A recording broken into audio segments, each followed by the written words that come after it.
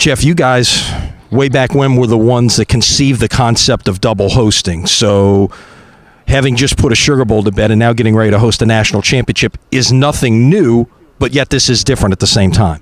Yeah, it absolutely is different, Lenny. We have done double hosting a couple times in the past, and it's worked out well. But this is different in that the event itself is completely different than it was when we hosted the BCS games. This one has a lot more moving parts to it. It's got a bigger profile, I think, even than the BCS National Championship games had here. Certainly, it's the national spotlight is similar. ESPN's involvement is significantly greater than it was in the national championships that we've hosted previously. They're going to have sets all over the city, doing live shows all over the city throughout the week leading up to the game on Monday night. So it's something that we're excited to be a part of. It's one that we've had the opportunity to watch it unfold for 5 previous CFP national title games. So we kind of know the lay of the land and what's expected, and we've been planning this event with the CFP for about 2 years now. So we feel ready, and it's one that we're excited to get the show on the road. As a city that's hosted so many big events, I know you guys have had the chance to get more involved in some of these over the last decade, Final Fours, women's Final Fours. How does really this equate in terms of level of involvement, what's going to be going on around the city, what fans can expect to see as it relates to those events?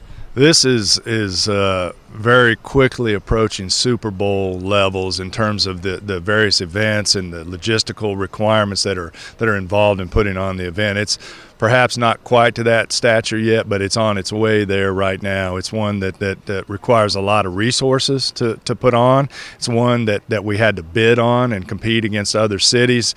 Previous national championships we've had here, we were kind of awarded by virtue of our spot in the rotation, but now we have to bid against other cities. And we're always, when it comes to a bid process, dollars and cents is the bottom line, and we're fighting above our weight class, when we go to compete against other cities. So we don't have the resources that some others do. We have a great city. We've got one that people love to come to. So we've got a lot of positives and a lot of built-in pluses that give us an advantage. But at the end of the day, we have to have the funds to underwrite the event. And thankfully, the Sugar Bowl committee stepped up with an $8 million gift to the effort, one that, helped bring the event here. The state is also a part of this endeavor and brought significant funds to bear, and then we've had to raise the rest of it locally from some private sponsors, and that's all worked out, and we feel good about where we're at financially. It'll be one that'll put on a great event thanks to the support that we've received.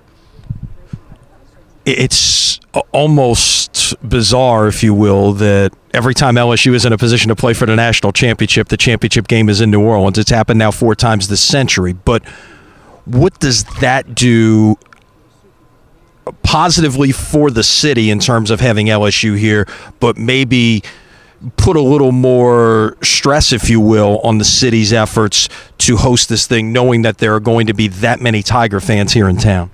Well, right off the bat, the math doesn't work. You've got 100 plus that get in Tiger Stadium on Saturday nights, and they're not going to fit in the 70,000-seat Superdome. And so we're going to have a lot of people in town, without tickets, a lot of people that want to be part of the excitement and the buzz that comes with the home team, LSU, being in the game. It's certainly one that we welcome. It's uncanny the way they've showed up, the last several times. If you look at it, every national championship game or national championship that LSU has won has come through New Orleans, and here they are again with an opportunity come Monday night. It certainly is fun.